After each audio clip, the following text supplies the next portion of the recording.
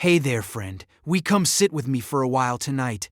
Settle in, let the weight of the day dissolve from your shoulders, and allow your breathing to grow slow and deep. Because tonight we are not simply reading a history book. We are walking quietly and unhurried through one of the most complex, contested, and consequential lives of the 20th and 21st centuries.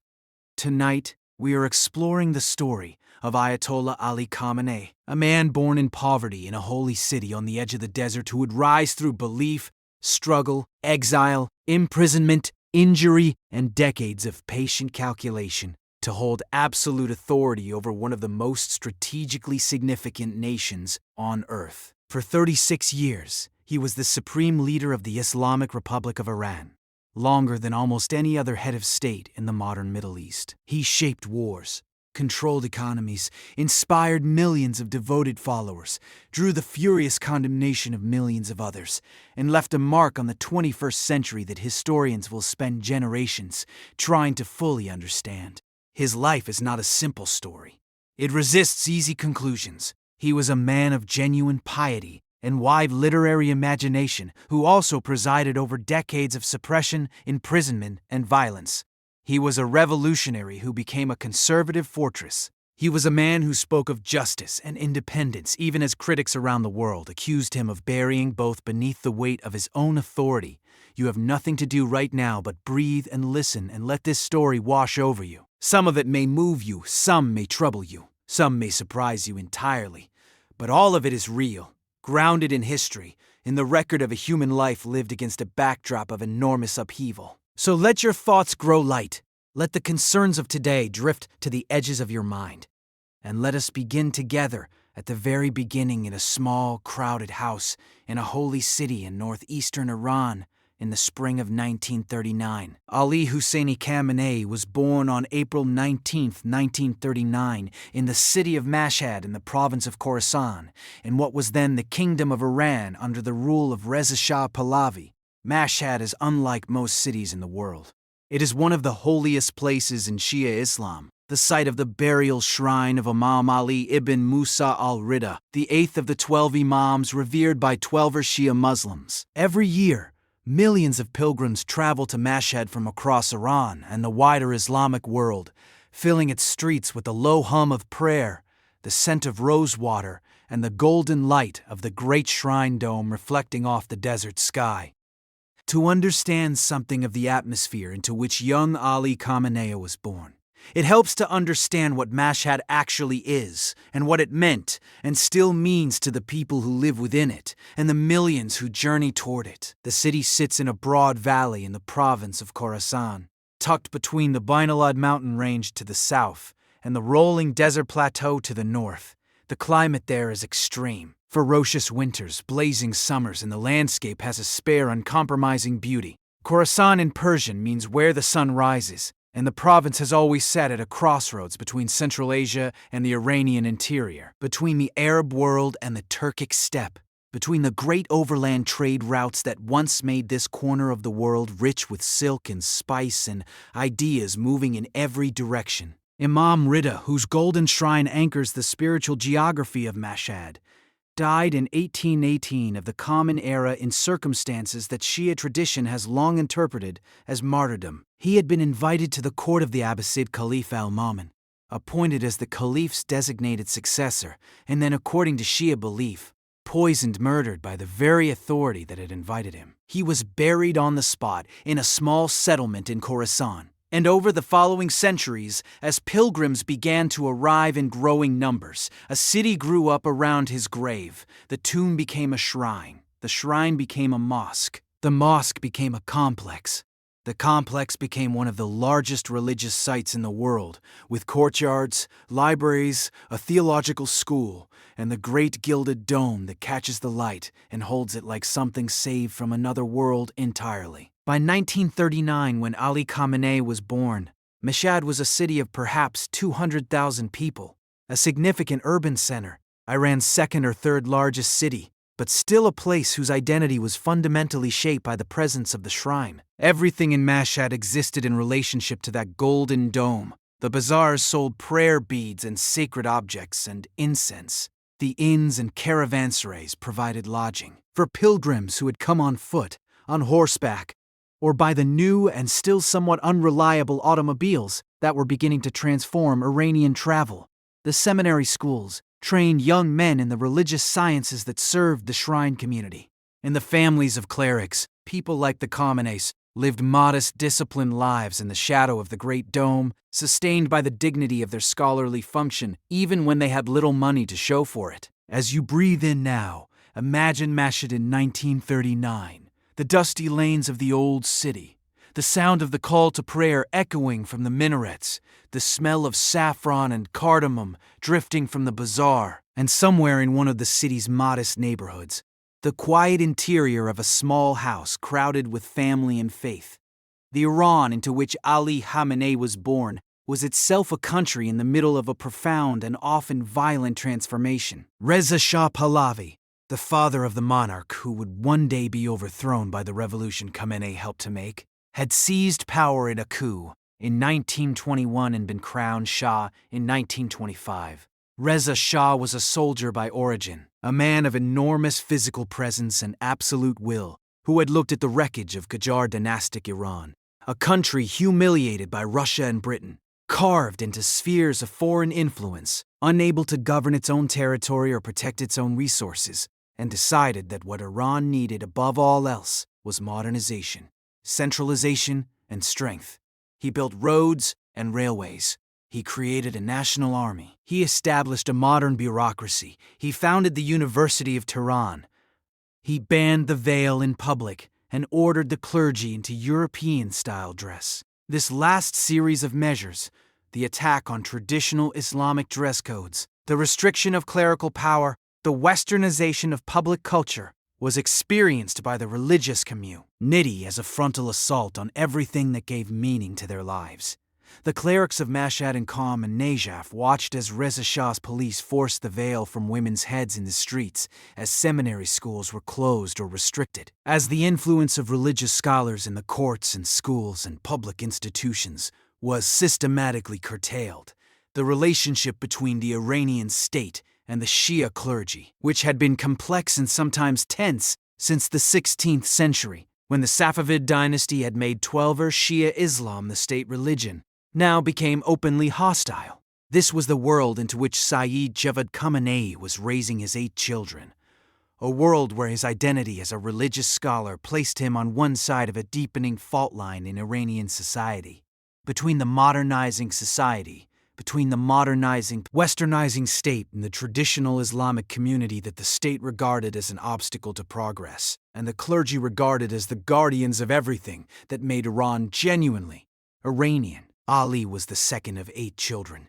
The details of his siblings' lives have remained largely private throughout his years of supreme leadership, consistent with the general pattern of his family's discretion. What we know is that the household was busy, materially constrained, and intellectually alive. Sayyid Javad, despite his poverty, was a man who valued learning above almost everything else. His books, collections of Islamic jurisprudence, Quranic commentary, theological texts in Persian and Arabic, were among the family's most precious possessions. But prestige of lineage did not translate into material comfort. The Khamenei family was genuinely poor. The house where young Ali was born and spent his earliest years measured only about 65 square meters, a single room in a damp, gloomy basement. His father, though respected as a local religious figure, had almost no income from his scholarly work. In a passage that Khamenei would later recall with a kind of quiet, dignified gravity, he described evenings when the family had nothing for dinner but bread and raisins, which his mother improvised into something resembling a meal. When his father received visitors seeking religious counsel, a common occurrence for a neighborhood cleric, the family would quietly descend to the basement to give the guest privacy in the only room above ground. These early impressions of simplicity, austerity, and the dignity of religious learning without material reward would stay with Ali Khamenei for the rest of his life. Throughout his decades of supreme authority, he consistently presented himself as a man of simple habits, a man who valued the inner life over outward luxury. Whether this self-presentation was entirely accurate is something historians debate. The office of the Supreme Leader controlled substantial financial resources, and the Islamic Republic's charitable foundations became enormous economic entities under his oversight. But the personal habits appear to have been genuine. Visitors to his residential compound in later years described an environment of deliberate simplicity, more like a prosperous cleric's home than the palace of a man who effectively controlled the world's fourth largest oil reserves. As the night grows quiet, let yourself rest in that image for a moment. A family in a small, warm house living simply surrounded by faith. The smell of old books, the sound of a father's voice reciting prayers in the dark. The way poverty can coexist with intellectual richness. How the absence of things forces attention inward toward the infinite interior life that no one can take from you. The family's roots were not originally from Mashhad. Sayyid Javad Khamenei was of Azeri-Turkic descent. His ancestry traced back through generations to the region of Azerbaijan in the far northwest of Iran, a mountainous and ancient land where Turkic and Persian cultures had blended over centuries. The family name itself, Khamenei, derived from the village of Khamenei near the city of Tabriz in Azerbaijan. Tabriz is one of the great cities of Iranian history, a commercial and cultural metropolis that once rivaled Tehran, a city where the constitutional revolution of 1905 to 1911 had its most radical expressions, where Azerbaijani and Persian identities had always existed in creative and sometimes volatile tension. Sayyid Javad had followed the traditional path of a Shia religious scholar, studying first at the Hawza of Tabriz, then traveling to Najaf in Iraq, the preeminent center of Shia scholarship in the Arab world, before returning to Iran. Eventually, he had settled in Mashhad, where he led prayers and provided religious guidance to the Azerbaijani community of the city, people who had migrated from the northwest and formed their own tight-knit neighborhood around their language and shared cultural identity. This dual identity, Persian by culture and education, Azerbaijani by blood, was something that would follow Ali Khamenei throughout his life. He grew up speaking Persian as his primary language, educated entirely within the Persian Islamic tradition. But the Azerbaijani heritage was always present, a thread connecting him to a world beyond the Iranian heartland. In his later years as supreme leader, he would sometimes address Azerbaijani audiences in Turkish, displaying a linguistic flexibility that surprised those who had forgotten this aspect of his background. And he maintained a particular sensitivity to Azerbaijani cultural concerns within the multi-ethnic reality of Iranian society. His mother, Hadija Murtamati, was a woman remembered by those who knew her as bookish, devout, and deeply encouraging of her children's intellectual lives. Khamenei would later describe her as an avid reader, a woman who read the Quran with genuine devotion, but also had a deep love of literature more broadly, and who passed that love on to her son. The influence of a reading mother in a household full of books, despite its material poverty, left an impression on young Ali that no amount of later political education could erase. She was, by all accounts, the emotional center of the household. Practical where her husband was scholarly, warm where he was reserved, providing the daily warmth and organizational competence that kept 8 children fed and clothed and cared for. While Sayyid Javad occupied himself with his books and his students and his religious duties, the relationship between mother and son appears to have been genuinely tender. Khamenei in later life spoke of her with an unguarded affection that stood in contrast to the careful, measured quality of most of his public statements. She was the one who instilled in him the love of reading that went beyond religious texts, the curiosity about the wider world of human imagination that would eventually lead him to the novels of Hugo and Tolstoy and Steinbeck. She read to her children, encouraged their questions, and maintained in the household a sense that the life of the mind was not merely a professional preparation, but a form of joy. As you breathe in and out now, feel the warmth of that. A child raised in a home where books were more precious than furniture, where words and ideas mattered more than things, where a mother's voice reading aloud in the evenings was as regular and sustaining as bread. Ali's formal education began at the remarkable age of 4.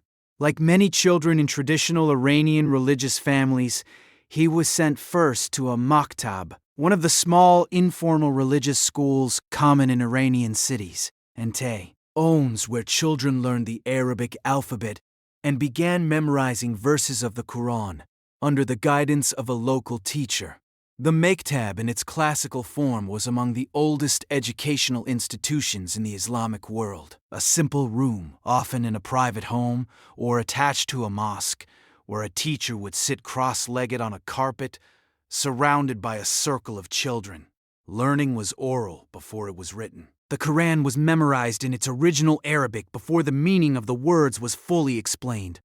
The sounds and rhythms entering the body and settling there before the mind was ready to analyze what they contained. By the time most children in the West were just beginning to learn to read, young Ali Khamenei was already reciting the Holy Scripture of Islam, carrying within him at 4 and 5 years old the weight and beauty of a text that Muslims believed to be the literal word of God revealed to the Prophet Muhammad over 23 years and preserved ever since in the sacred Arabic in which it was first spoken. From the Maktab, he progressed to a more formal Islamic school, among the first of the new-style religious schools being established in Mashhad at the time, blending traditional Quranic instruction with a slightly more structured curriculum that included some secular subjects alongside the religious ones. The establishment of these newer-style schools reflected a broader tension in Iranian education of the period. The state was pushing for modern secular schooling, while the religious community was working to create institutions that preserved the Islamic educational tradition while adapting to the changed environment. His teachers noticed his quickness, his retention, and the particular intensity with which he engaged with religious texts. These were not idle observations. In the world of the Shia seminary or Haza, a boy with genuine scholarly aptitude was a notable thing. A potential future scholar, a mujtahid, a man who might one day possess the authority to independently interpret Islamic law and guide the community.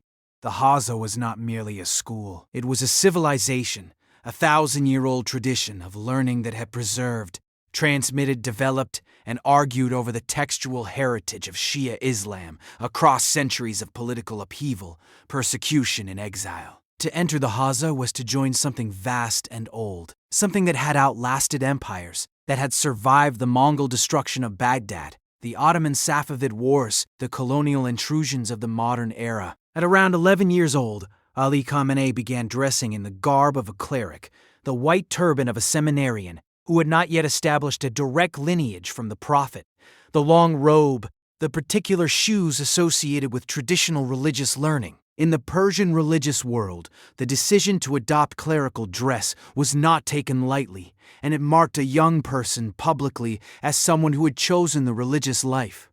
The turban especially was a statement. It was not merely clothing, but a declaration of identity, a public commitment to a particular path through the world. This early commitment to clerical identity was unusual and drew attention from his peers. Some mocked him. For a boy on the edge of adolescence, moving through streets full of other children in ordinary clothes, wearing the distinctive dress of a religious scholar, was a declaration that set him apart visibly, immediately in the street. He was different, and the difference was announced with every step he took outside his front door. His teachers and family celebrated it. The community of the faithful saw it as a sign of special calling. His peers did not always. That gap between the reverence of the religious community and the incomprehension. Even hostility of the broader secular world was a tension Khamenei would navigate for the rest of his life. As a young seminarian, as a political prisoner, as a president, as a supreme leader who presided over a country that was always at some level divided between those who found their deepest meaning in faith and those who experienced the imposition of that faith as a burden they had not chosen and could not escape. Meanwhile, as you drift a little deeper into rest, let yourself imagine the Iran of 1950, 1951, 1952, a country in the grip of enormous political upheaval. Reza Shah had been forced to abdicate in 1941 when British and Soviet forces occupied Iran to prevent it from leaning toward Nazi Germany. Reza Shah had cultivated relations with Berlin as a counterweight to the Anglo-Russian dominance he despised. But the calculation backfired catastrophically when Germany invaded the Soviet Union and Britain, and the Soviets found themselves suddenly allied against a common enemy. The Allies forced Reza Shah out and replaced him with his young son Mohammad Reza Pahlavi, the last Shah of Iran, who would rule until the revolution of 1979. But the new Shah in the early years of his reign was young, insecure, and surrounded by powerful competing interests. The old aristocratic families, the military, the communists of the Two-Day Party, the religious conservatives, the emerging middle class, the British and American oil interests, all jostled for influence in a country that was desperately poor, despite sitting on vast reserves of oil that were controlled primarily by the Anglo-Iranian Oil Company, a British corporation that paid Iran royalties far below what the oil was worth and treated the country's most valuable resource as an extension of British imperial property. Into this political ferment stepped Mohammad Mossadegh, a lawyer and aristocrat, a constitutionalist, a fiery aura, tore with a gift for emotional appeal and a genuine burning conviction that Iran's sovereignty demanded that Iranians control their own oil. In 1951, as prime minister, he nationalized the Anglo-Iranian Oil Company, touching off one of the great confrontations of the early Cold War era. The British imposed a global boycott of Iranian oil. The Anglo-Iranian Oil Company, now renamed British Petroleum, blocked Iranian oil exports. Iran's economy began to contract, and in the Western capitals the decision was made that Mossadegh had to go. In August 1953, a CIA and MI6 organized coup named Operation Ajax by the Americans and Operation Boot by the British overthrew Mossadegh. He was arrested, tried for treason, and sentenced to house arrest for the remaining years of his life. The Shah, who had fled the country briefly when the coup initially stumbled, returned to Tehran. American and British oil companies were given access to Iran's oil in a new arrangement that satisfied Western interests and restored the Shah to absolute power, now backed by the full weight of American support. Young Ali Khamenei was 14 years old when that coup occurred. He was in school in Mashhad reading religious texts and beginning to develop the political consciousness that would define the rest of his life. The events of 1953, the humiliation of Iran's democratic experiment, the reinstallation of a foreign-backed monarch, the erasure of a nationalist leader who had tried to give Iranians sovereignty over their own resources, burned themselves into the imagination of an entire generation of Iranian young people. And for those with a religious worldview, the coup was not merely a political event. It was evidence of something deeper.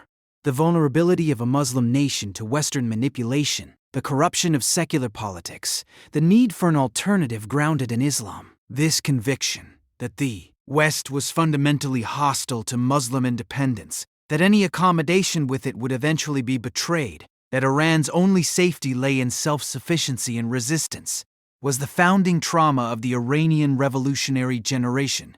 Khamenei absorbed it. At precisely the age when political identities are most durably formed, the early adolescence when the world is first understood in moral terms, when injustice is felt most acutely, when the desire to take sides and fight for something is at its most urgent and most uncomplicated. The spark that turned Khamenei from a devout seminarian into a political activist came in 1952 when he was 13 years old.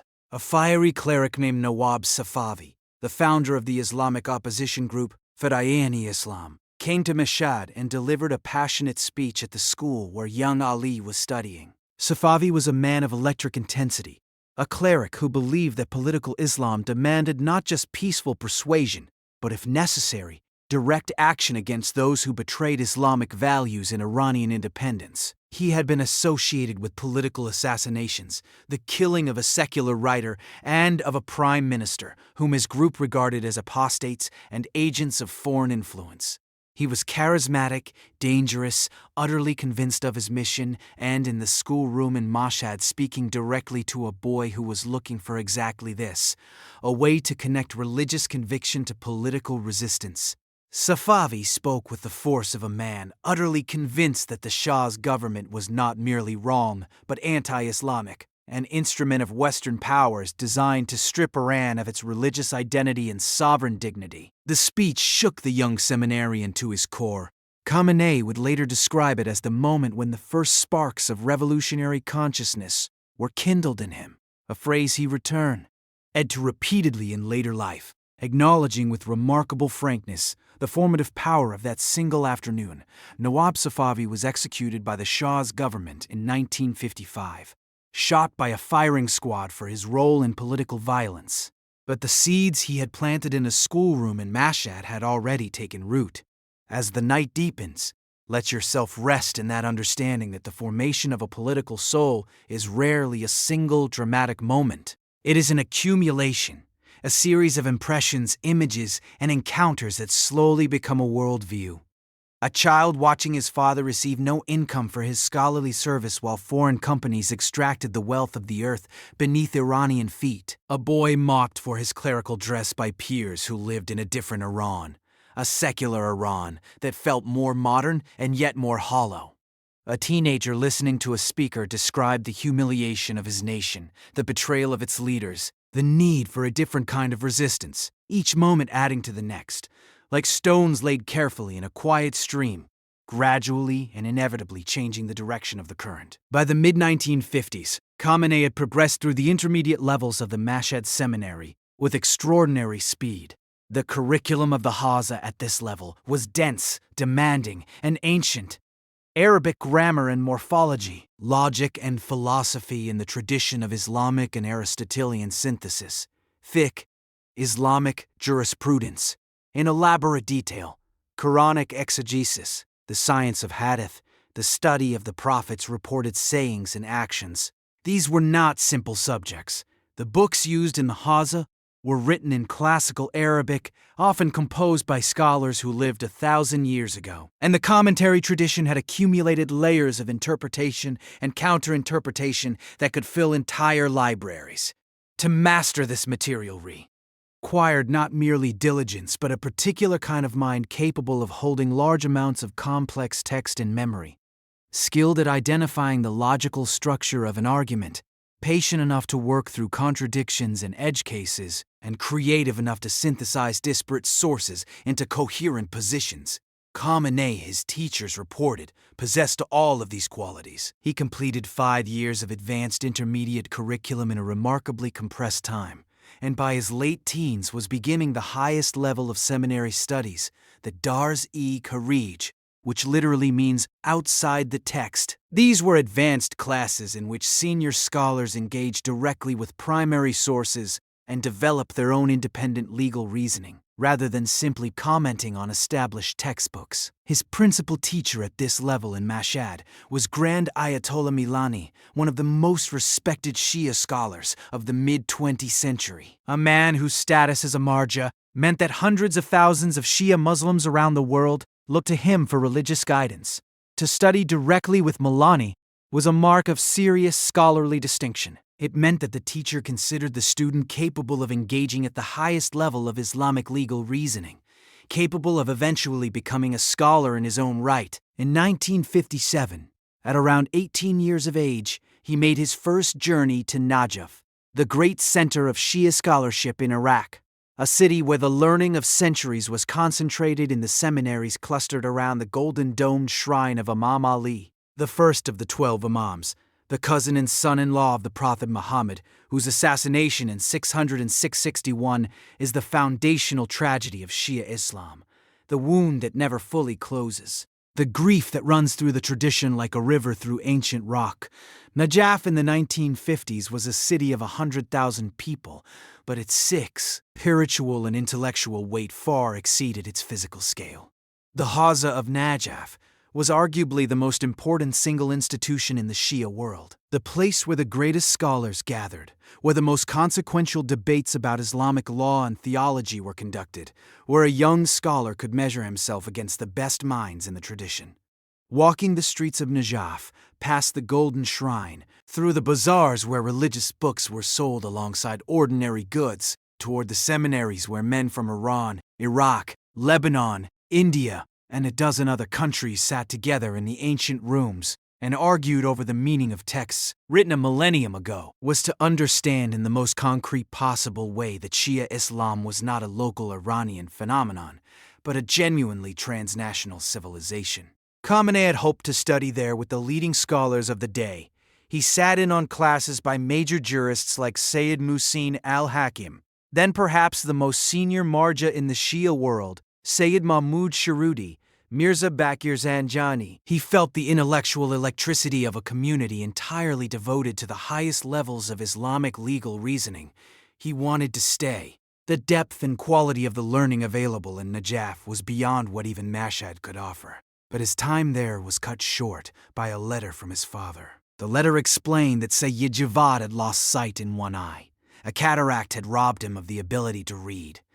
The books that were the center of his scholarly life had become inaccessible. He needed his son at home. Khamenei made the difficult decision to return to Mashhad. It was a choice that stayed with him. In later life, he said with a kind of humble gratitude that felt genuinely felt, rather than performed, that all the good fortune of his life traced back to that moment, to the decision to leave the prestigious seminaries of Najaf and return to care for his father. He framed it as a religious virtue, the priority of filial duty over personal ambition. Whether or not it carried any mystical reward, it revealed something about the man, a deep-seated belief that the obligations of the particular, the immediate, the personal, were not separate from the grand religious commitments, but inseparable from them. You could not serve God while neglecting your father. You could not pursue holiness at the cost of those who depended on you. Back in Mashhad, while caring for his father, he continued to study under Ayatollah Milani and others. He also began teaching, offering classes in religious subjects to younger seminary students and university students. This was Khamenei the teacher emerging for the first time, patient, systematic, able to make complex legal and philosophical ideas accessible to students at different levels. Teaching, he discovered, was not merely a way to earn a modest living in the only way available to him. It was a form of thinking. Explaining something forced you to understand it more completely. Meeting the questions that students brought, sometimes naive, sometimes sharp and unexpected, pushed you to examine your own assumptions more carefully. He would remain a teacher in one sense or another for the rest of his life. Even as president, even as supreme leader, he lectured, gave speeches that had the quality of detailed lessons, met regularly with students and young people to discuss religious and political questions. He genuinely enjoyed the pedagogical encounter. It was perhaps the most authentically satisfying of all the roles he played. As the world around you softens, let yourself rest in the image of a young scholar teaching in a seminary room in Mashhad. The chalk dust and the old wooden desks, the students leaning forward with their questions, the particular pleasure of watching something difficult become suddenly clear in another person's eyes. In 1958, Khamenei left Mashhad again, this time for Qom, the great religious capital of Iran itself, a city about 130 kilometers south of Tehran in the central Iranian plateau. If Najaf was the intellectual capital of the Shia world by international reach, Qom was the heart of Iranian Shia Islam, the place where the most politically significant scholars lived, where the most consequential debates about the relationship between religion and Iranian national life were conducted, where the future of the Islamic Republic would eventually be imagined and planned. Qom had grown enormously in the 20th century, particularly after Grand Ayatollah Abdul Karim Houiri Yazdi had settled there in 1922 and began building the Haza into a major center. By the 1950s, when Khamenei arrived, it was home to thousands of seminarians and dozens of senior scholars. Its streets lined with religious schools and bookshops, the small shrine of Fatima Masuma, sister of Imam Rida, the same Imam whose shrine dominated Mashhad, at its center. In Qom, Khamenei studied with a remarkable constellation of scholars. He sat in the classes of Grand Ayatollah Hossein Boroujerdi, then the undisputed supreme authority of Shia Islam worldwide, a man of vast learning and careful measured judgment who had spent his career trying to keep the clergy out of direct political entanglement, believing that the independence of religious scholarship was best preserved by maintaining a prudent distance from the state. Boroujerdi's approach, quietist in its politics, towering in its scholarship, was the dominant model of Shia religious authority in the mid-20th century, and studying with him was to be in the presence of the tradition at its most self-assured and settled. He studied philosophy with the brilliant Alame Tabatabai, Pura, P.S. the greatest Islamic philosopher of the 20th century, a man whose commentary on the Quran filled 20 volumes and whose philosophical work synthesized classical Islamic philosophy with responses to Western existentialism, Marxism, and idealism. Tabatabai's classes were something different from ordinary jurisprudence. They were an encounter with the deepest questions of being, consciousness, and the nature of reality conducted within an Islamic framework but aware of the entire history of human philosophical inquiry. And he sat in the classes of Ayatollah Ruhollah Khomeini. Khomeini in the late 1950s and early 1960s was not yet the internationally recognized revolutionary figure he would become. He was a senior cleric in Qom, a scholar with a reputation for rigorous learning and increasingly for bold political commentary. Unlike Boroujerdi, his senior, Khomeini was developing a different vision. He believed that the traditional Shia quietism was not merely politically ineffective, but theologically wrong. The doctrine of the Wilayat al-Faqih, the guardianship of the religious jurist, which he was beginning to develop and would publish in full detail in 1970, argued that in the absence of the 12th Imam, the senior religious scholars had not merely the right, but the obligation to govern the community. To stay out of politics was not piety, it was abdication. For the young Khamenei, Khomeini was galvanizing in a way that the great Boroujerdi was not. Boroujerdi's authority was immense, but its expression was fundamentally conservative in the sense of conserving what existed. Khomeini's energy was directed toward change, toward the transformation of both the religious institution and the political order. He spoke in a language that was simultaneously deeply classical, rooted in centuries of Shia jurisprudence, and urgently contemporary, connecting the abstract doctrines of Islamic governance to the burning political questions of mid-century Iran. Here was a teacher whose piety was unimpeachable, whose learning was vast, and who was willing to say clearly and publicly what many in the religious community were thinking privately, that the Shah's government was illegitimate, that its modernization program was an attack on Islamic culture, that the time for quiet acquiescence had passed. The relationship between Khamenei and Khomeini formed in those calm classrooms was one of genuine intellectual discipleship and personal loyalty, a bond that would survive 14 years of Khomeini's exile, the shared dangers of revolutionary conspiracy, and the entire turbulent period of establishing the Islamic Republic. Khamenei always described himself as Khomeini's student, never his equal, and the quality of devotion he maintained toward his teacher, even when he held policy views that sometimes differed from Khomeini's, had something of the quality of a son's love for a father. As you breathe now, imagine the charged atmosphere of those seminaries in Qom in the early 1960s, the whispered conversations after class, the letters being passed between cities, the quiet meetings in libraries where young clerics read each other, the speeches that were building towards something none of them could yet fully see. Revolution is not an event. It is a long, slow accumulation of grievance and organization and imagination, punctuated by moments of sudden acceleration. The years Khamenei spent in Qom in the early 1960s were the years of quiet accumulation, of the building of a political consciousness, a network of relationships, and a theological framework that would eventually provide the justification and the organizational infrastructure for what came in 1979. The political temperature in Iran rose sharply in 1963. The Shah launched what he called the White Revolution. A program of land reform, women's suffrage, profit sharing for workers, the nationalization of forests, and other modernizing measures that he put to a referendum and won with an overwhelming official majority. The clergy and the traditional classes saw much of this as a direct attack on their authority and on the Islamic fabric of Iranian society. Land reform would undermine the religious endowments, the waqf, that provided much of the financial support for the seminaries. Women's suffrage and the clerics' reading violated Islamic principles. The broader project of westernization threatened to make Iran unrecognizable. Khomeini became the public voice of opposition, delivering speeches that were uncompromising in their condemnation of the Shah and his program. He compared the Shah to the Umayyad tyrants who had murdered the Imams. He called on Muslims to resist. In June 1963, he was arrested, and an event that had been expected to silence him triggered instead a massive uprising.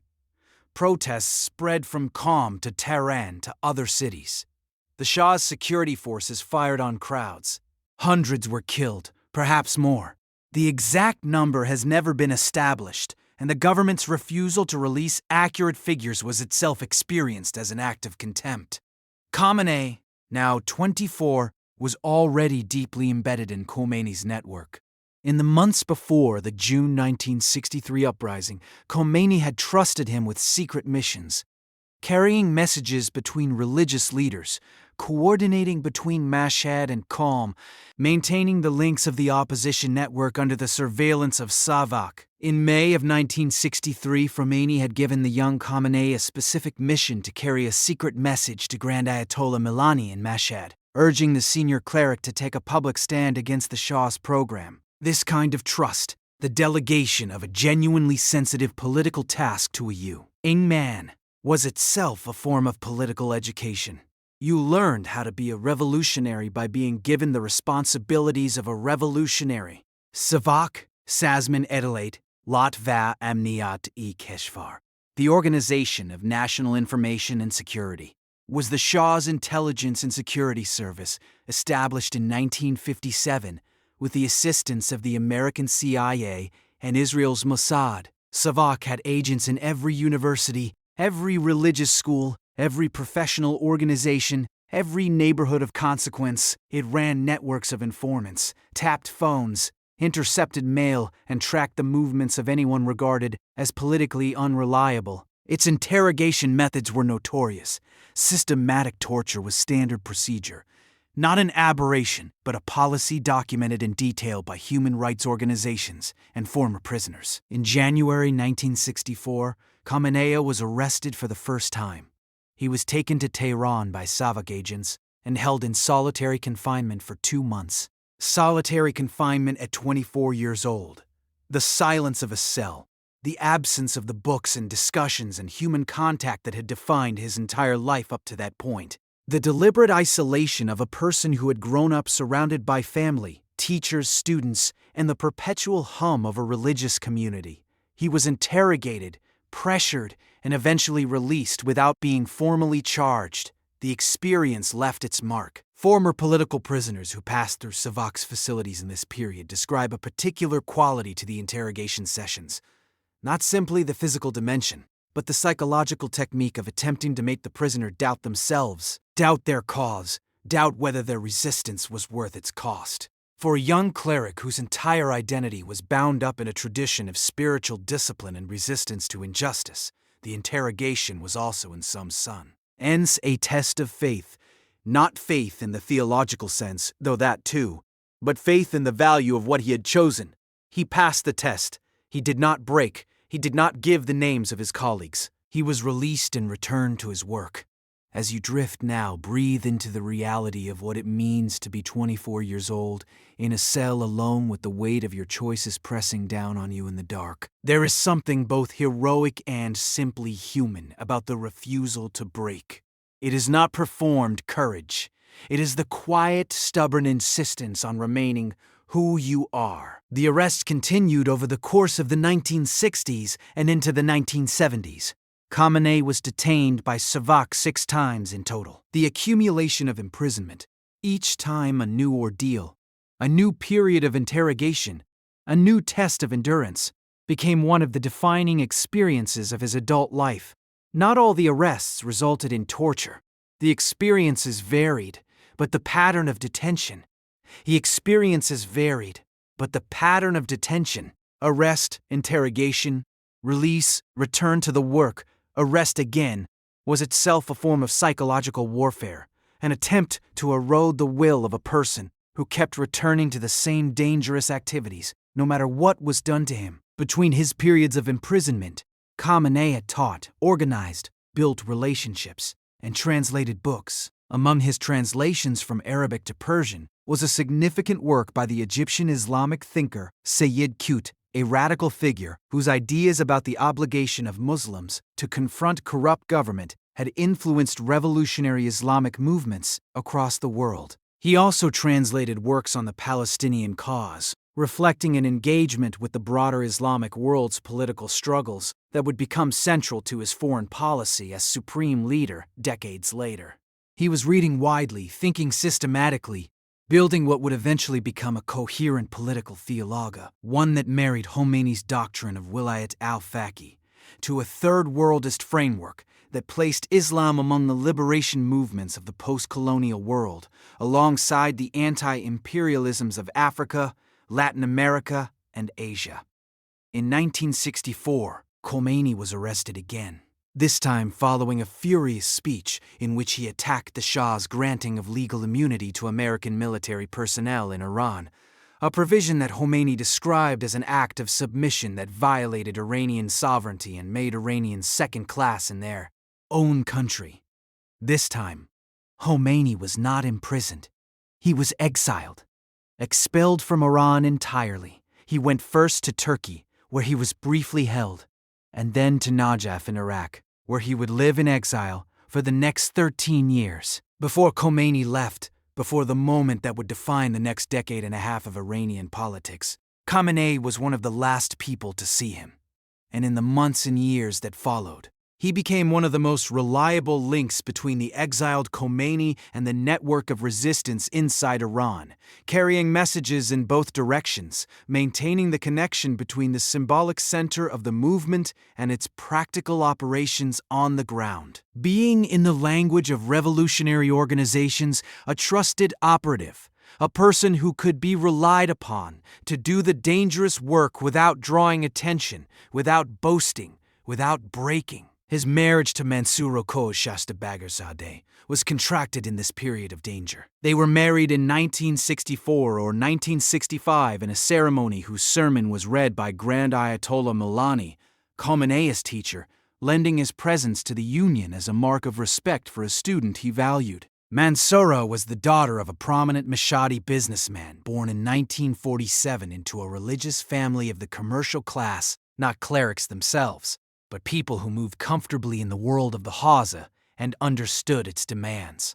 Before their marriage was formalized, Khamenei told Mansoura directly what joining her life to his would mean: the risk of imprisonment, possibly of death, certainly of uncertainty and hardship.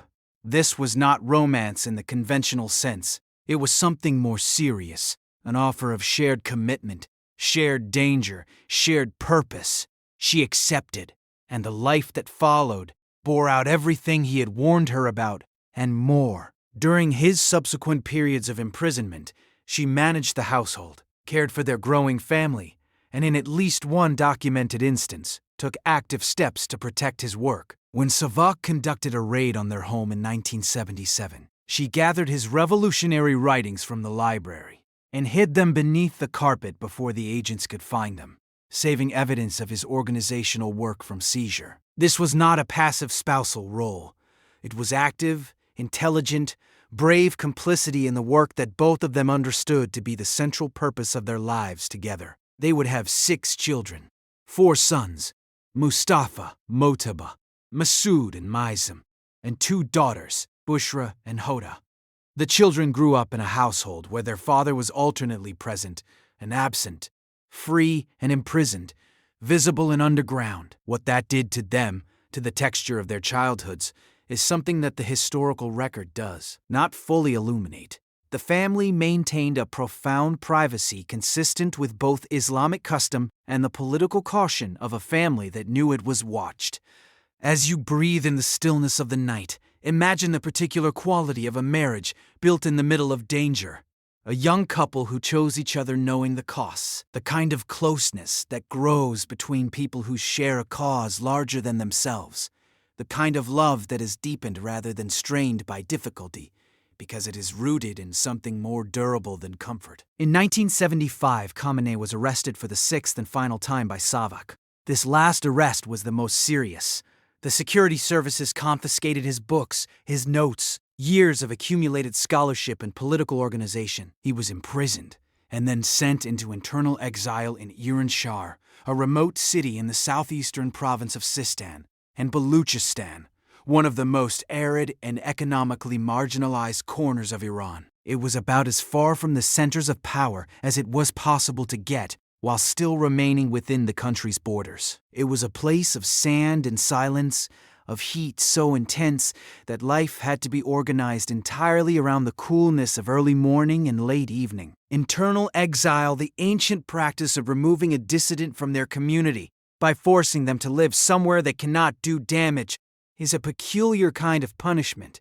It does not physically harm its victim. It does not deprive them of food or freedom in the most literal sense, but it removes everything that makes life meaningful. Community, purpose, the daily encounter with people who share your commitments, access to the books and networks that sustain your work. Khamenei spent his period of exile in Iranshah reading whatever books he could find or have sent to him, and thinking without his library, without his students. We thought the network that had given his days their shape. Alone in the desert, in a city that had no particular connection to anything he cared about, he had no choice but to go inward. The inward journey of exile has transformed many lives. It transformed this one. The enforced solitude deepened his conviction rather than breaking it. He returned to Mashhad before the revolution, when the protests of 1977 and 1978 began to make Savak's system of control impossible to maintain, and resumed his work with, if anything, greater intensity. By 1978, the revolutionary movement was no longer quiet. It had become a roar that no amount of Savak surveillance and no number of arrests could contain. The Shah had misjudged the depth of public rage. His security forces had killed too many people, imprisoned too many people, humiliated too many people. The oil wealth that should have purchased popular legitimacy had instead produced inflation, inequality, and the grotesque contrast between the Shah's circle of millionaires and the millions of ordinary Iranians who had been displaced by development projects and priced out of their own cities. And Khomeini in exile, first in Najaf, then after Iraq expelled him in October 1978 in a suburb of Paris, had become a genuinely global figure. His speeches were recorded and smuggled into Iran on cassette tapes that were copied by the tens of thousands and passed from hand to hand. The cassette tape was in some ways the revolutionary technology of 1979. It allowed Khomeini's voice to be everywhere at once. It made his absence irrelevant. You could hear him in Tehran or Mashhad or Tabriz or any city or village that had a tape player, which by 1978 was nearly everywhere. The cassette tape did what pamphlets and newspapers could not do under censorship. It bypassed the written word and spoke directly to the ear in the intimacy of a shared, listening experience, in the privacy of a home where the security forces could not see who was gathering. Khamenei participated in organizing those gatherings. He was not a leader of the first rank in the revolutionary movement. That role belonged to Khomeini himself and to figures like Akbar Hashemi Rafsanjani, who managed the public face of the revolution inside Iran with an extraordinary political skill that would serve him for decades to come. But Khamenei was a trusted operative, a man who had paid his dues through 6 arrests and years of exile, who had maintained his loyalty to Khomeini through all the years of separation and silence, and who had built real connections among the religious communities of Mashhad and the wider Northeast. On February 1, 1979, Ayatollah Ruhollah Khomeini returned to Tehran from Paris. The Shah had fled weeks earlier on January 16th, boarding a plane with his wife and a small case of Iranian soil, never to return. The army had finally refused to fire on the people, or more precisely, the institution of the army had fractured with enough soldiers refusing orders or defecting to the revolution to make continued resistance impossible. Iran's final imperial dynasty had ended not with a formal abdication but with a slow dissolution of will, of legitimacy, of the capacity to command obedience. The arrival of Khomeini at Tehran's Mehrabad airport was one of the most extraordinary scenes of the 20th century. Millions of people, estimates range from 3 to 5 million, an almost incomprehensible number in the physical reality of a city, lined the route from the airport and filled every available space. The footage, filmed in the high contrast of winter light, shows an ocean of humanity, an entire people in motion toward a single fixed point. Khomeini descended the stairs of the Air France plane that had brought him home, a 79-year-old man in his black turban and robes, surrounded by bodyguards. His face carried the particular expression of a person who has waited for something for a very long time and is now, after all the years of patience, watching it actually arrive.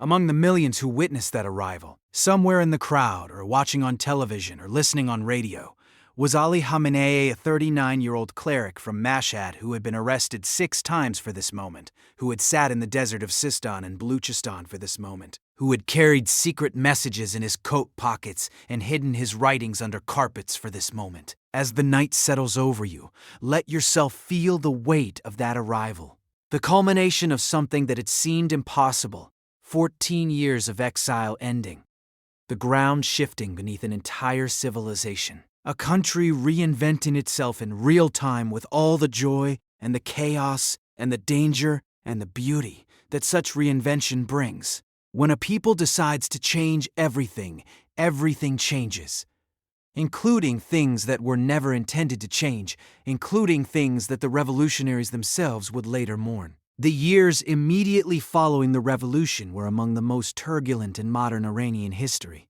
A new state had to be built, essentially from scratch, with no blueprint and almost no time. The institutions of the old monarchy, the military, with its American-trained officer corps, the civil service with its secular orientation, the judicial system with its secular legal codes, had to be either dismantled or transformed. And simultaneously, the revolutionary coalition that had overthrown the Shah, that strange, temporary, and ultimately self-defeating alliance of clerics, nationalists, Marxists, liberals, and Islamists, began to collapse under the weight of its own internal contradictions. Khomeini's vision for the new Iran was radical in the precise theological sense. It went to the root of Islamic political thought and proposed something that had never quite existed before. The Wilayat al-Faqih, the guardianship of the Islamic jurist, was Khomeini's answer to the question of legitimate political authority in the Shia world. In Shia theology, the legitimate ruler of the Muslim community is the Imam, the divinely guided leader, descended from the Prophet's household. But the 12th Imam had disappeared in 874, entering a state of occultation that Shia tradition held would last until his return at the end of days. In the meantime, who governed? The traditional Shia answer had been, the community governs itself as best it can, guided by religious scholars who serve as deputies of the hidden imam in matters of religious law, while remaining carefully separate from the corruptions of political power. Khomeini's answer was different. He argued that the religious scholars had not merely the right, but the duty to govern, that the political realm was too important to be left to secular politicians who would inevitably serve the interests of foreign powers and material privilege. The most learned and most just of the scholars, the faqih, the supreme jurist, should serve as the supreme political authority, governing in the name and in the spirit of the hidden imam until his return. This was a genuinely novel interpretation. Many senior Shia scholars disagreed with it, some profoundly. But Khomeini had the momentum of the revolution behind him, and within months of his return, the new constitution of the Islamic Republic of Iran had enshrined the Wilayat al-Faqih as its foundational principle. It was the ideological core of the new state. Khamenei was one of the founding members of the Islamic Republican Party, IRP, the political organization that served as Khomeini's clerical supporters' vehicle in the revolutionary period. He was appointed to the Revolutionary Council, the transitional body that managed Iran's affairs in the immediate aftermath of the revolution, alongside figures like Rafsanjani, Beheshti, Bahonar, and others who formed the inner circle of the Islamic Republic's founding generation. He served briefly as Deputy Minister of Defense, assigned by Khomeini personally to oversee the newly forming Revolutionary Guard Corps, the IRGC, the paramilitary force established to defend the revolution against both internal and external threats, separate from and parallel to the regular Iranian army. And in August 1980, Khomeini appointed him to the enormously influential position of Friday Prayer Imam of Tehran, making him the voice of the Islamic Republic's religious authority to the capital's entire population. Every week, the Friday prayer sermon in Iran's revolutionary system was a political institution as much as a religious one.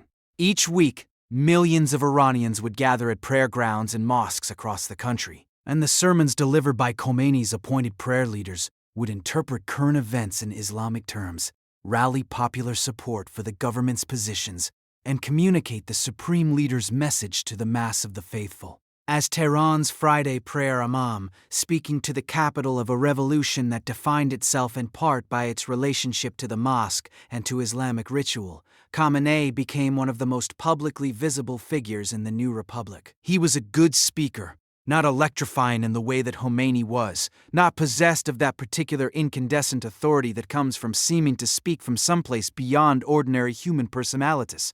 But Khamenei was clear, organized, analytically structured, able to make complex arguments accessible without simplifying them to the point of dishonesty. He had been teaching for 15 years by this point, and the classroom habits showed in his public speaking, the careful sequencing of ideas, the attention to potential objections, the habit of circling back to key points to ensure they had landed. But the early years of the Islamic Republic were not a time of peaceful consolidation. They were years of extraordinary kaleidoscopic violence.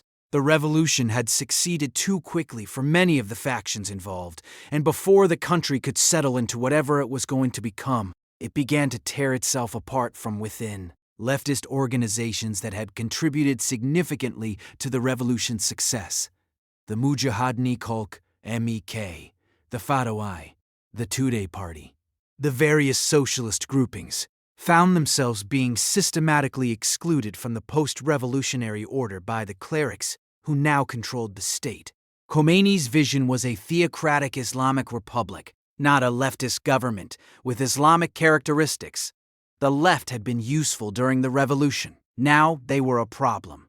In a cycle of escalating violence that disturbed even many who supported the Islamic Republic in principle, the MEK, a Marxist Islamist organization with a history of armed struggle against the Shah, began systematically assassinating government officials. The IRP was the primary target. In June 1981, a bomb destroyed the IRP headquarters, killing its leader Mohammad Beheshti, the most brilliant political mind of the Islamic Republic's founding generation, along with 72 other senior party members. The loss of Beheshti in a single moment was a political trauma from which the IRP never fully recovered.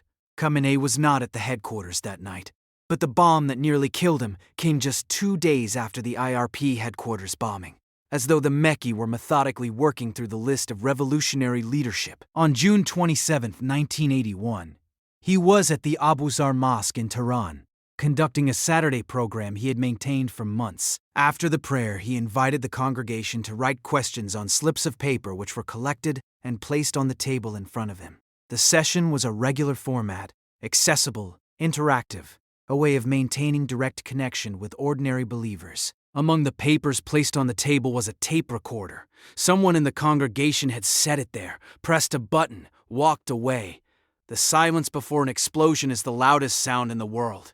The bomb detonated directly in front of him at close range. His arms, his lungs, his vocal cords, all were damaged. He was alive, but barely. He was rushed to hospital where he would spend weeks in intensive care and months of painful recovery. The damage to his right arm was permanent. The nerves and tissues that controlled its function were destroyed beyond repair. And for the rest of his life, through 36 years of supreme leadership, his right arm hung largely useless at his side, while his left hand did the work of greeting, gesturing, signing documents, and holding rifles during military parades. His supporters in the religious community reached immediately for the language of Shia martyrology to interpret what had happened, a Shahidi Zenda, a living martyr. In Shia tradition, martyrdom is not merely death in a religious cause.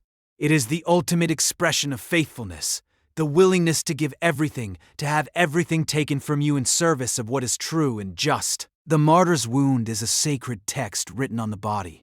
Khamenei's paralyzed arm became, in this reading, not a disability but a credential, the mark of a man who had been tested in blood and had not broken.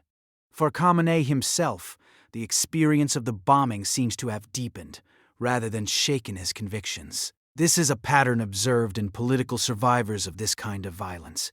The experience of surviving something that should have killed you can produce either a breaking of will or a hardening of it. For a man whose entire framework of meaning was built around the idea that righteous resistance to injustice was both demanded and rewarded, surviving an assassination attempt by people he regarded as tools of American imperialism could only feel like confirmation. He was alive. He had work to do. In the autumn of 1981, after another mech bombing killed President Muhammad Ali Rajai and other senior officials in a second devastating attack, Khamenei was asked to run for the presidency. The Islamic Republic was in genuine crisis. 2 presidents gone in months. The revolutionary state struggling to establish basic institutional stability in the middle of a war that had been going on for a year, while mech assassinations continued to thin its leadership. Khomeini needed someone he trusted, someone who had demonstrated revolutionary commitment through arrest and exile and the literal mark of violence on his body, to stand in the presidency and provide stability. Khamenei was not the obvious candidate in terms of conventional political qualifications. He had been a religious scholar, a seminary teacher, an underground operative, an appointed official. He had not been an elected politician, but he was trusted by Khomeini personally, by the Revolutionary Guard commanders he had cultivated during his time supervising the corps, and by the network of clerics and religious organizations that formed the backbone of the Islamic Republic's popular base. When he ran in October 1981, he won with 97% of the officially reported vote, a figure that says something about both the level of popular support for the Islamic Republic among the eligible electorate of the moment and the nature of elections in a system where candidates were pre-approved and opposition was either underground or in exile. He became the first cleric to hold the Iranian presidency. He would later note with some irony that Khomeini had originally insisted clerics should stay out of the presidency, that the position should be held by technically trained laypeople who could focus on administrative and policy matters, while the supreme leader maintained the religious oversight. But crisis changes principles.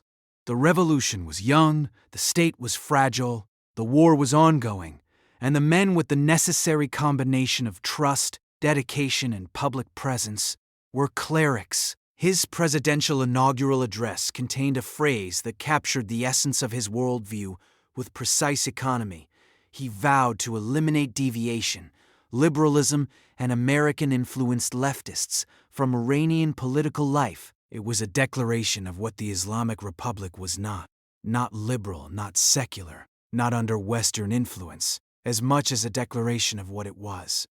The negation was the message. The revolution's identity was defined in opposition to the forces it had defeated and the forces it continued to fight. His 2 terms as president from 1981 to 1989 were dominated in their emotional and political weight by the Iran-Iraq War, one of the most devastating conflicts of the late 20th century, a war that has never fully entered the Western historical imagination in the way that, say, the Vietnam War has, despite having claimed as many lives and done as much damage to the fabric of 2 societies. Iraq's President Saddam Hussein had launched his invasion of Iran in September 1980, just 18 months into the Islamic Republic's existence. His calculation was rational in its way. Iran was in revolutionary chaos, its military disrupted by the purging of officers associated with the Shah, its relationship with its main arms supplier, the United States, severed. A quick military victory would check Iranian revolutionary ambitions, secure disputed territory along the Shatt al-Arab waterway, and position Iraq as the dominant power in the Persian Gulf. Saddam expected it to be over in weeks. It lasted 8 years. The war produced some of the most terrible fighting of the 20th century. Iranian human wave assaults, some involving boys as young as 12 and 13 given symbolic keys to paradise to hang around their necks before being sent across minefields, broke Iraqi defenses at enormous human cost. Iraqi chemical weapons attacks on both Iranian military positions and Kurdish civilian populations caused casualties that would only be fully documented years later. The city of Khorramshahr was destroyed in fighting so intense it was called the City of Blood. The marshes of southern Iraq and western Iran became battlefields of almost medieval horror, men fighting in waist-deep water, in darkness, in mud that preserved bodies for years after. Iran eventually lost approximately 300,000 to 500,000 soldiers killed, with many more wounded. Some estimates of total casualties, soldiers and civilians, Iranian and Iraqi, reach as high as 1 million. Entire cities in western Iran were evacuated under Iraqi bombardment. The economic cost was incalculable. Khamenei was there for all of it as president. He visited the front lines, met the commanders, attended the funerals, and sat with the grieving families. He read the reports of the dead. He presided over a government that had to make the most terrible calculations. How many lives could be spent to hold a piece of ground, whether the political cost of accepting a ceasefire was greater or less than the human cost of continuing to fight? These were not abstract policy questions. They were decisions that translated directly into the deaths of specific young men. The war shaped Khamenei's worldview in ways that proved permanent, and that his critics would argue consistently distorted his judgment. In later decades, he watched a foreign army backed by the United States, European powers, and most of the Arab world attempt to destroy the Islamic Republic in its infancy. He saw American satellite intelligence shared with Iraq. He saw Western companies sell chemical weapons, precursors to Saddam Hussein's government.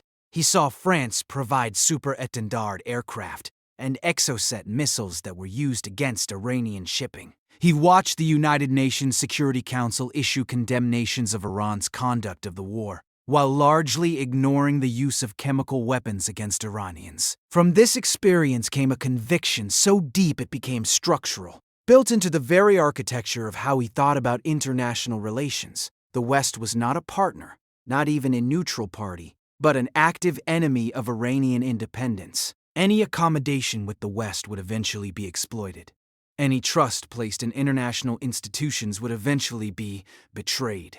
Iran's safety depended entirely on its own resources and its own resistance, what Khamenei would later describe in the language of the revolution as independence, self-sufficiency, and Islamic piety. Whether or not this analysis was entirely accurate, and there were Western voices that had opposed the arming of Saddam, European politicians who had urged a negotiated settlement, the experience that produced it was real. The sense of abandonment was real. The dead were real. As you breathe slowly now, let yourself sit with the full weight of those 8 years. A generation's worth of young men, cities emptied by bombardment. The Iran that emerged from that war was not the Iran that had entered it. It was older, harder, more traumatized, and in the minds of those who had survived and fought, more convinced than ever that the only reliable foundation was their own strength. The war finally ended in August 1988, when Khomeini accepted a United Nations ceasefire, describing the decision in a phrase that reverberated through Iranian public consciousness for decades as drinking a cup of poison. He had not wanted to stop. He had believed, or had said he believed, that the Islamic Republic's divine mandate required fighting until victory. But the military situation had deteriorated badly. Iran had lost significant territory. Its forces were exhausted. Its economy was in tatters. A ceasefire was the only realistic option, and Khomeini accepted it while insisting that it was a sacrifice, not a defeat. That the revolution's spiritual victory was unimpaired, even if its military position was not. Khamenei was one of the senior officials who had privately been arguing for a ceasefire even before Khomeini accepted it. This placed him at a sensitive moment in the uncomfortable position of having advocated for a policy before the supreme leader endorsed it, a position that in the culture of the Islamic Republic carried a slight but real tinge of presumption. He managed the situation with characteristic diplomatic care, positioning himself as a loyal executive of Khomeini's ultimately wise judgment rather than as someone who had been right before the leader. And then, just months after the ceasefire, came one final catastrophic act of the revolution, eating its own. The mass execution of political prisoners in the summer of 1988, following an MEK incursion from Iraqi territory, a failed military operation that Khomeini characterized as an act of war. He issued a secret edict ordering the execution of all Iranian political prisoners who remained dedicated enemies of the Islamic Republic. Secret committees toured the prisons, interrogating prisoners about their beliefs and organizational allegiances, and those who failed the interrogation, who refused to renounce the MEK or other banned organizations, or who were deemed insufficiently repentant, were executed within days of the interrogation, often without any contact with family or legal representation.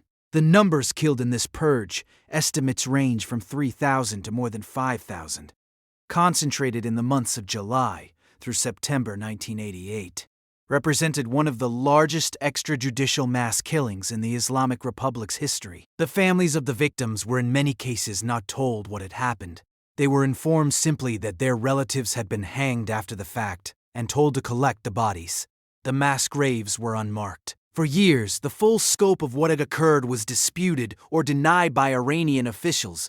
Khamenei's specific role in the 1988 executions has been a subject of intense historical and legal debate. He was not the decision-maker. That was Khomeini acting on his understanding of supreme authority over the revolutionary state. But as president, Khamenei was part of the institutional system that carried out the executions. The extent of his foreknowledge and his active participation remains contested. But he was part of the leadership of a state that did this. That is a fact that any complete account of his life must contain. Khomeini died on June 3, 1989. He had been ill for months. A heart condition had been eroding his health through the winter and spring, and the end came relatively quickly once it came. The state funeral was one of the most overwhelming scenes in the history of the modern Middle East. Millions of Iranians flooded the streets of Tehran, forming a tide of grief so enormous that it became dangerous. The coffin carried through the crowd was nearly lost when mourners surged forward to touch it, to obtain some fragment of the man who had been for them something more than a political leader, a father figure, a prophet of their community's dignity, the person who had turned their faith into power. Khomeini's body had to be rescued by helicopter. The first coffin was destroyed by the crowds. A second burial attempt days later at a new site south of Tehran was better managed. But the scale of the mourning, the intensity of it, said something about what had been lost. Khomeini's authority rested on charisma of a genuinely rare kind. The charisma of a man who seemed to believe completely and without qualification in everything he said, who had sacrificed everything for his convictions, and who had against all probability won. That kind of authority cannot be transferred. It can only end with the person who possessed it. With Khomeini gone, and the Constitution's requirement that the supreme leader be a grand Ayatollah, unmet by any of the available candidates, the Assembly of Experts moved with extraordinary speed. The Constitution was revised. The requirement that the supreme leader hold the rank of Marja was removed, and Ali Khamenei, 50 years old, a Hojjatul Islam, rather than an Ayatollah, a man who himself said his nomination should make everyone weep, was elected supreme leader the day after Khomeini's funeral. "My nomination should make us all cry tears of blood," he said. "I am an individual with many faults and shortcomings, and truly a minor seminarian." There was an honesty in that statement that the full arc of his subsequent leadership would not sustain. He was not, as it turned out, a minor figure in any sense. But in the first years after his elevation, the uncertainty was real. He had the position, but not the unquestioned authority. He had the institutional role, but not the personal charisma. He had the loyalty of his network, but not yet the loyalty of the institution of the supreme leadership, which was in its full constitutional form only as powerful as the man who occupied it could make it. He began to consolidate methodically, patiently. Through the 90s, year by year, the power of his office grew. He replaced key cabinet ministers with his own appointments. He established the Supreme Council of Religious Seminaries as a mechanism to assert control over the clerical establishment itself. He built networks of clerical commissars, representatives of the supreme leader embedded in every significant institution of the Iranian state, from the armed forces to the judiciary to the universities, a bull to monitor, report, and intervene. He cultivated the Revolutionary Guard Corps, IRGC, with particular intensity. The IRGC, born in the chaos of the revolution as a force to defend the new state, had grown enormously during the Iran-Iraq War. It had its own air force, its own navy, its own ground forces, its own intelligence service, and a paramilitary mobilization force, the Basij. Hundreds of thousands of volunteers who could be activated for both military and domestic purposes. It had also, during and after the war, begun to move into the Iranian economy, construction, manufacturing, smuggling, telecommunications, energy. By the 1990s, the IRGC was not merely a military organization. It was a political and economic empire within the Islamic Republic, with interests that intertwined with the Supreme Leader's office at a dozen points. Khamenei's relationship with the IRGC was the structural foundation of his power. He appointed its commanders, allowed it to expand its economic activities beyond any mandate the Constitution had envisioned, and supported it against political challenges from elected presidents and parliament. In return, the IRGC was the most reliable guarantor of his authority, the organization that could and would suppress protest, enforce political decisions, and project Iranian power into the wider region. As the world around you grows quiet, think about the architecture of this arrangement.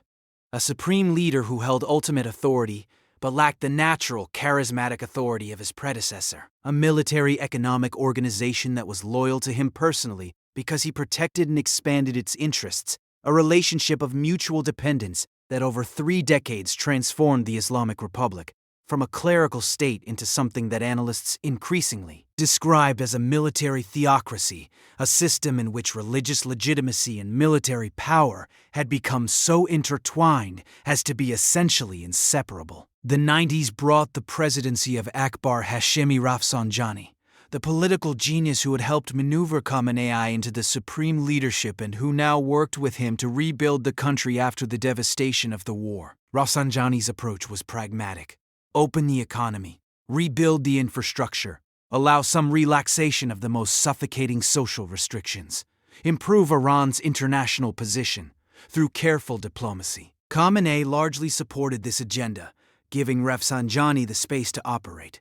It was a period of relative stability, of economic reconstruction, of cautious opening. But when Mohammad Khatami won the presidency in 1997 on a platform of genuine political reform, a freer press, civil society, dialogue with the West, rule of law, the partnership that had worked with the pragmatic Rafsanjani began to break down. Khatami's reforms, if fully implemented, would have changed the Islamic Republic in ways that Khamenei was not willing to tolerate. Not because he was simply autocratic, though he was in the constitutional sense absolutely, but because he genuinely believed that political liberalism was dangerous, that a free press would enable Iran's enemies to operate within the country, that civil society would become the infrastructure for regime change, that any movement toward Western-style democracy was at its core a vehicle for American imperial influence. This was not cynicism.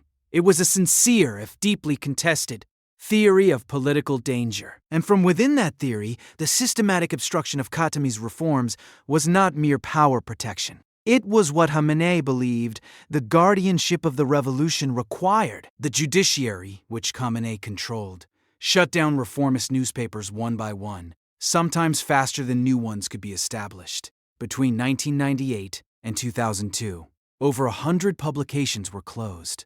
In the late 1990s, a series of killings of secular intellectuals and journalists, the chain murders, carried out by elements within the intelligence ministry, exposed the willingness of hardliners within the security apparatus to use lethal violence against the reformist movement.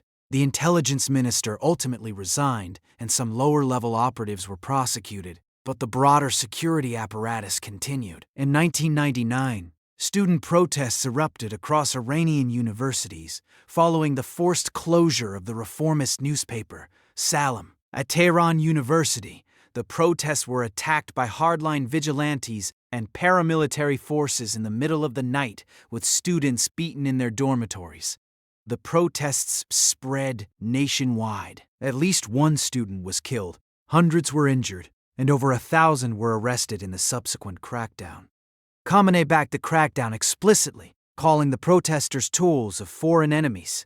Khamenei won re-election in 2001, but the reform movement had been steadily strangled by the structural mechanisms Khamenei controlled. By the end of Khamenei's second term, the sense of political possibility that had animated Iranian society in 1997 had curdled into frustration and disillusionment. The reformist movement had tried to work within the system.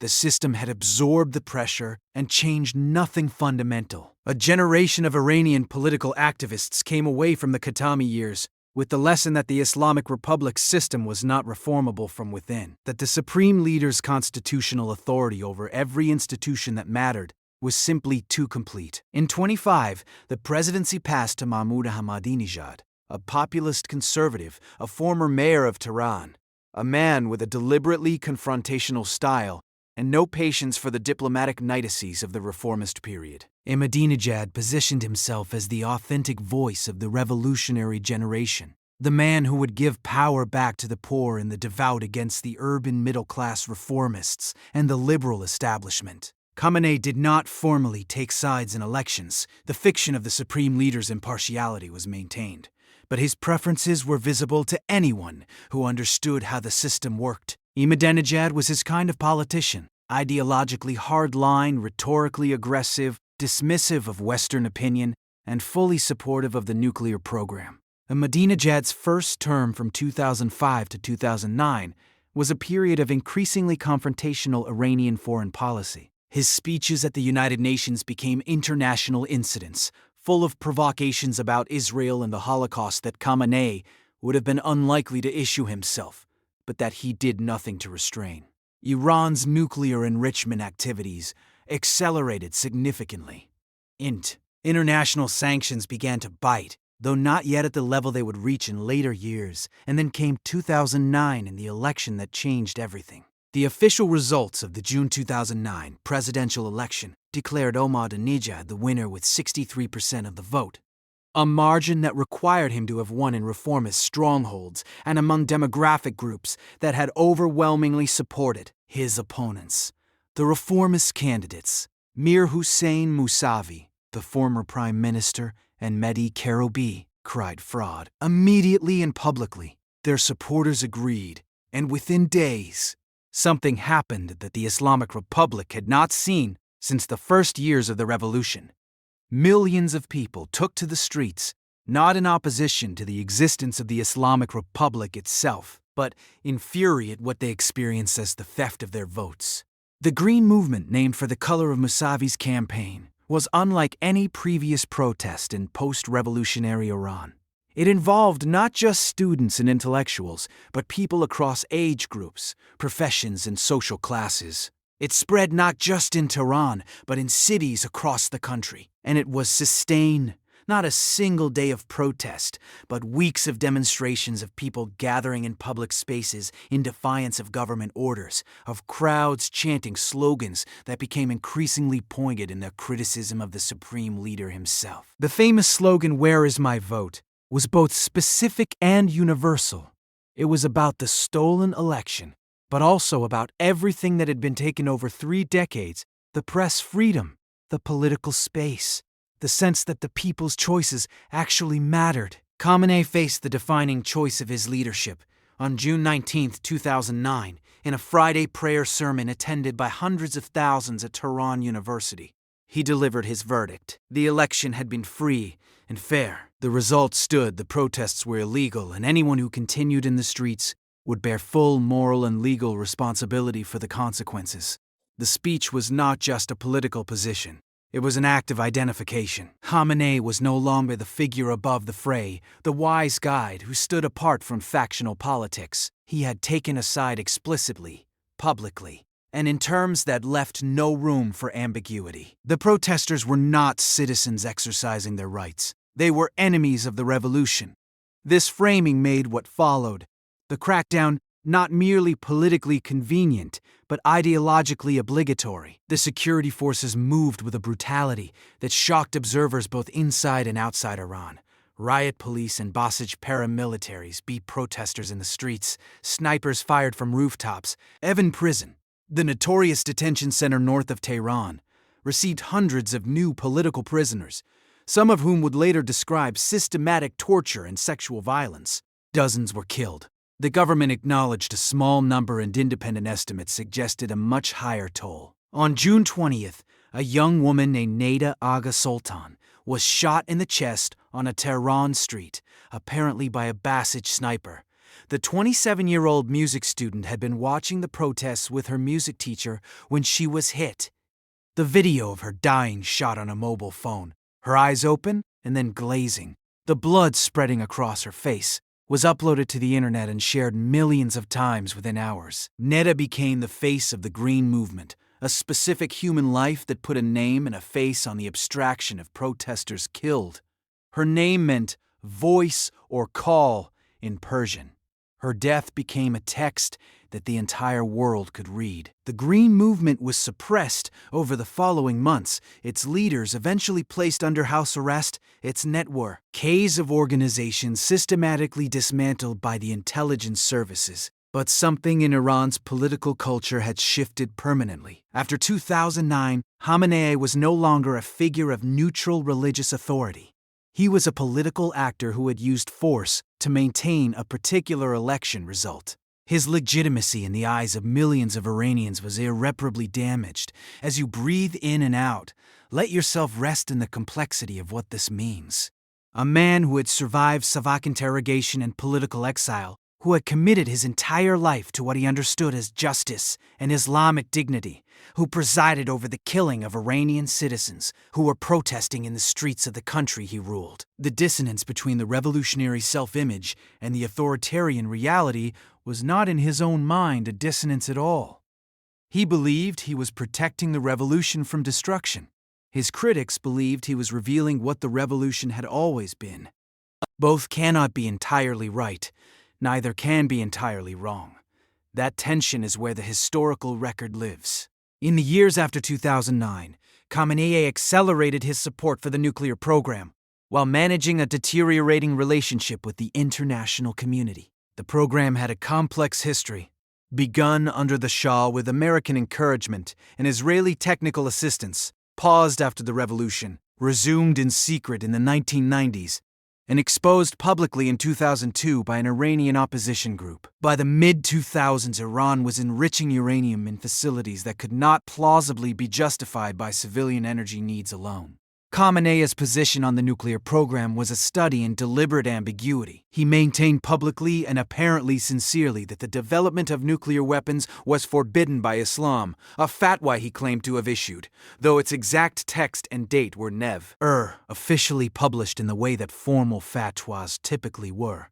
He supported Iran's right to civilian nuclear technology and enrichment as a matter of sovereignty. And he presided over a program that by the early 2020s had enriched enough uranium to 60% purity, far above reactor-grade levels, to produce several nuclear weapons if the political decision were made to do so. The 2015 nuclear deal, the Joint Comprehensive Plan of Action, negotiated under President Rouhani with the Obama administration and the other permanent UN Security Council members, plus Germany, was Khamenei's most significant concession to diplomatic pragmatism. Iran agreed to limit its enrichment activities, dilute its enriched uranium stocks, and accept intrusive international inspection in exchange for the lifting of sanctions.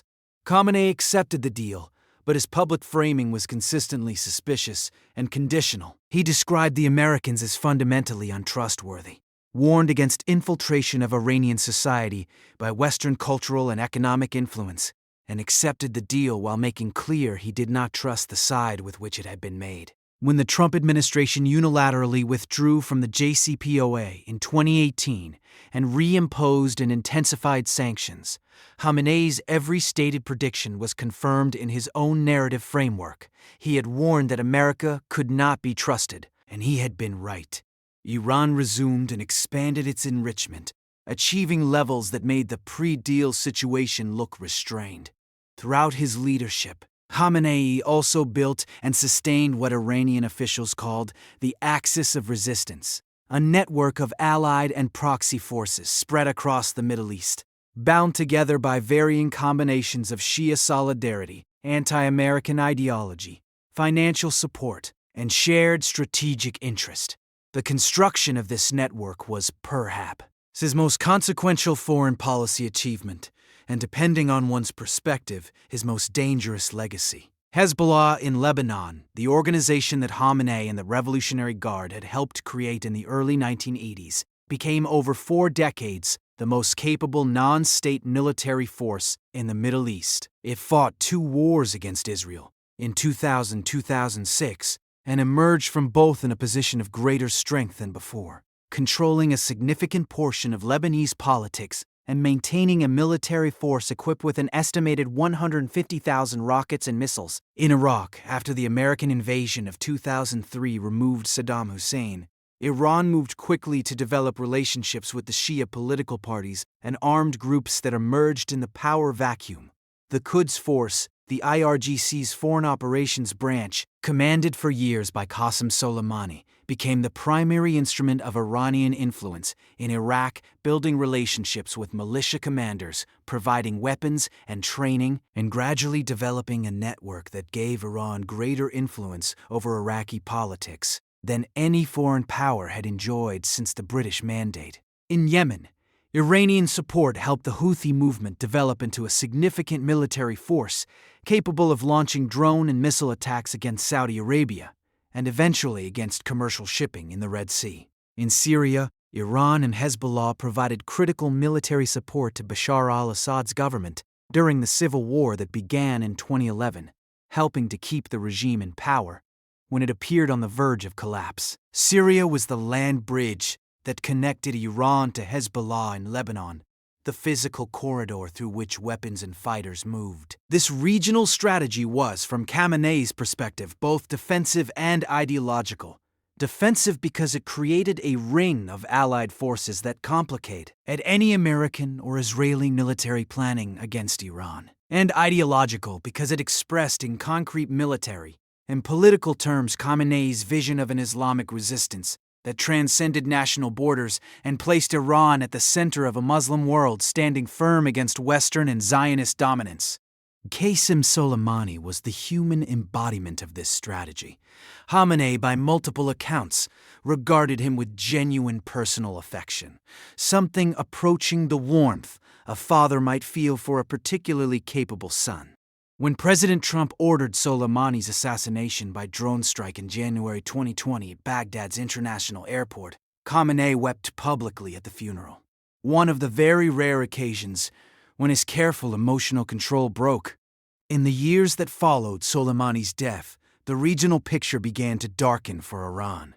The Hamas attack on Israel of October 7, 2023, and the Israeli military response that followed set in motion a chain of events that tested the axis of resistance at every point. Israel's military campaigns against Hamas in Gaza and against Hezbollah in Lebanon were conducted with an intensity and technological sophistication that exposed the limits of what Iran's proxy strategy could achieve.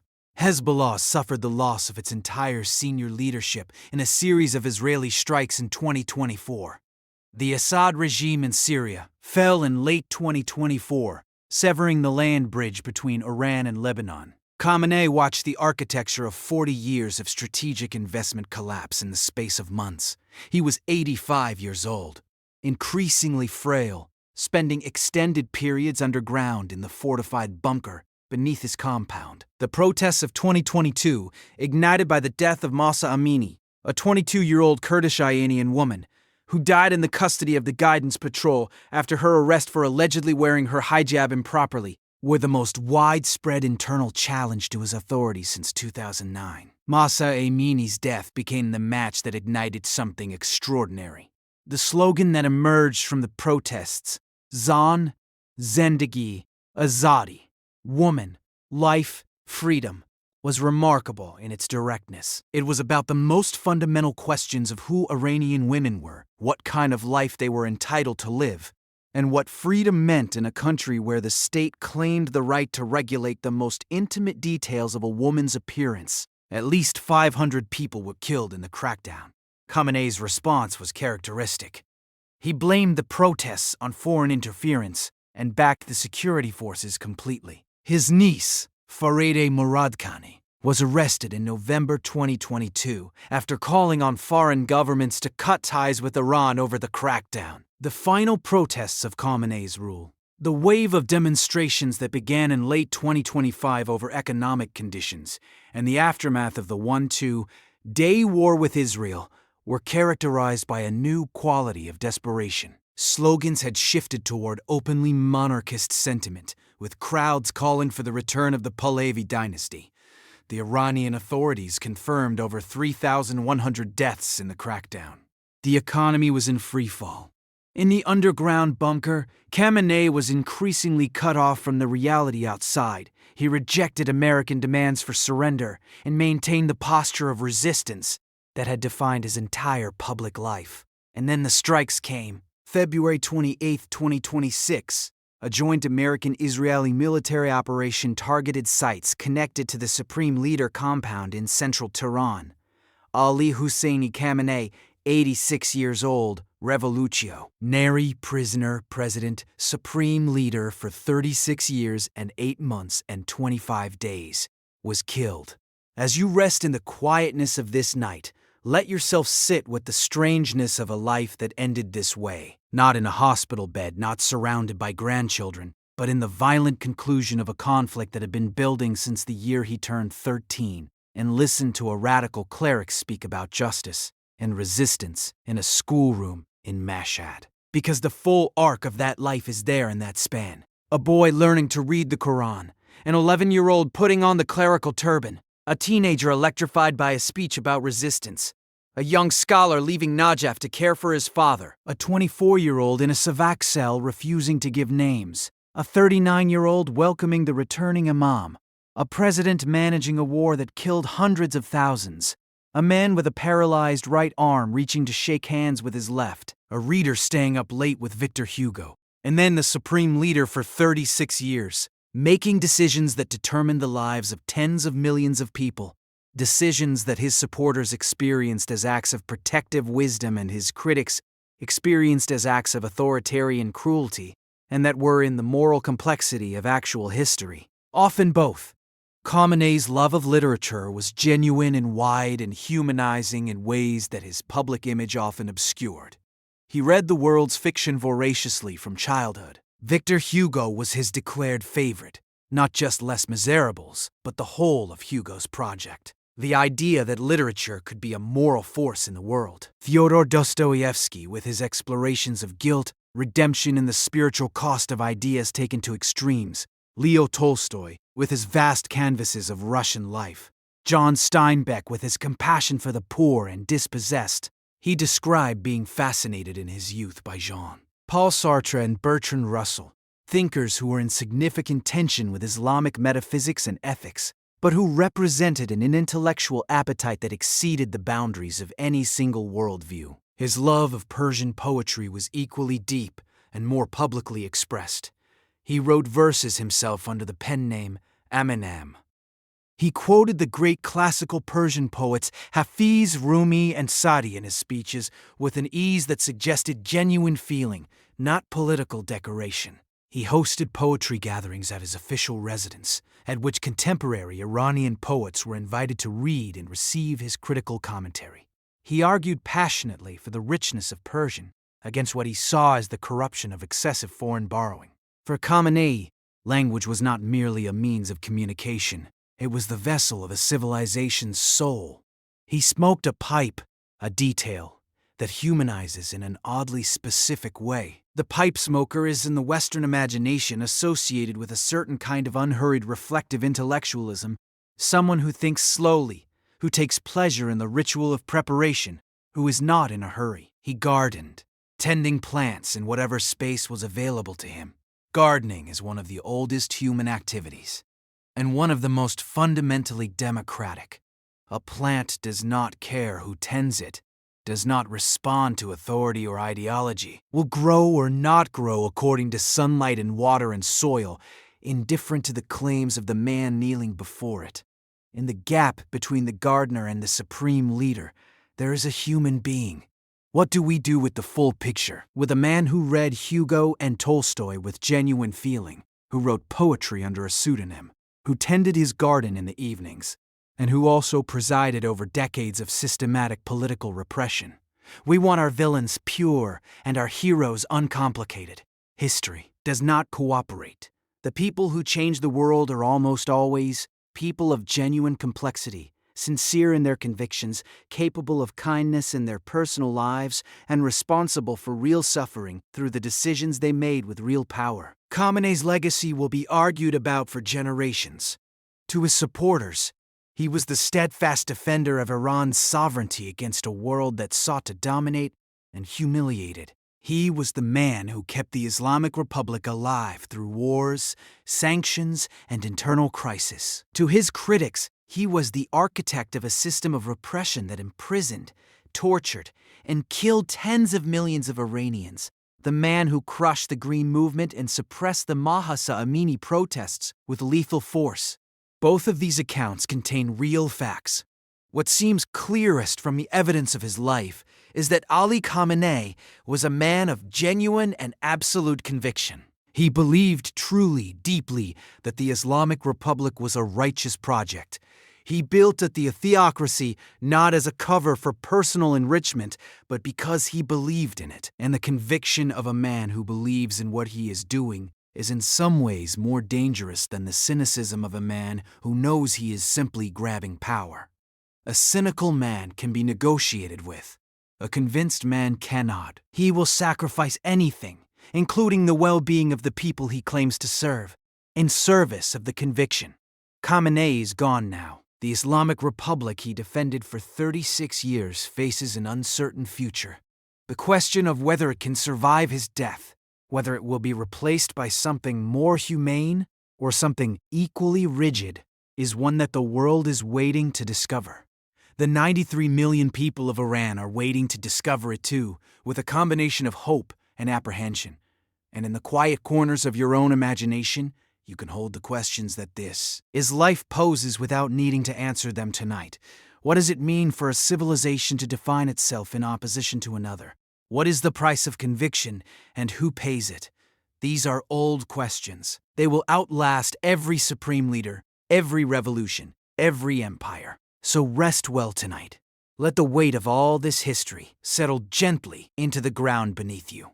You only have to carry the quiet awareness that the world is immensely deep, and that the people who have shaped it were human beings, complicated, wounded, convinced, flawed, and deserving of careful understanding, even when they are not deserving of admiration. Ali Khamenei was born in 1939 into a city full of pilgrims and prayer and the smell of rosewater.